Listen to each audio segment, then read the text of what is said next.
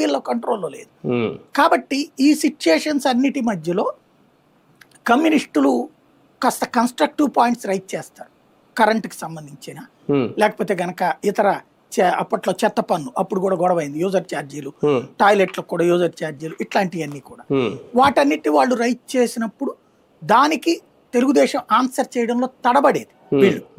ఎందుకంటే ఇప్పుడు for example మీకు ఇప్పుడు మీరు పరిహారం గురించి అన్నారనుకోండి, 5,000 ఇస్తానని మీరు అనౌన్స్ చేశారనుకోండి, మీరే ముఖ్యమంత్రి అయ్యి, నేను 5,000 ఉందని చప్పట్లు కొడితే ఒక పేపర్గా ఒక ఆస్పెక్ట్, లేదా ఒక అపోజిషన్గా ఒక ఆస్పెక్ట్, ఎవడు చప్పట్లు కొట్టడు. ఏం పంట నష్టం 50,000 ఉంటే 5,000 ఇచ్చేది ఏంది, ప్రభుత్వానికి ఆ మాత్రం సిగ్గు లేదా, ఆ మాత్రం బుద్ధి లేదా అన్నాను అనుకోండి, నా పదానికి వాల్యూ పెరుగుతుంది.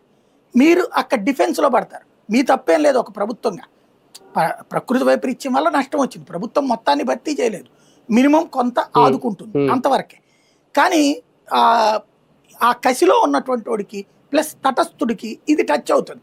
నిజమే కదరా, 50,000 నష్టపోతా అంటే ఇది 5,000 ఇచ్చి గొప్పగా చెప్పుకుంటున్నాడు అనుకునేటటువంటి సైకలాజికల్ ఆర్డర్ వైపుకి తీసుకెళ్లడంలో కమ్యూనిస్టులు success అయ్యేవాడు.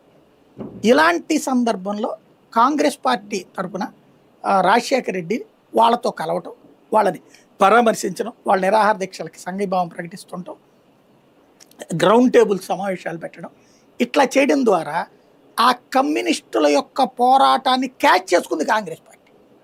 At the same time కొంత వాళ్ళకు కూడా బెనిఫిట్ ఇచ్చారు. 2004లో కలిసి కదా పోటీ చేసింది బీఆర్ఎస్.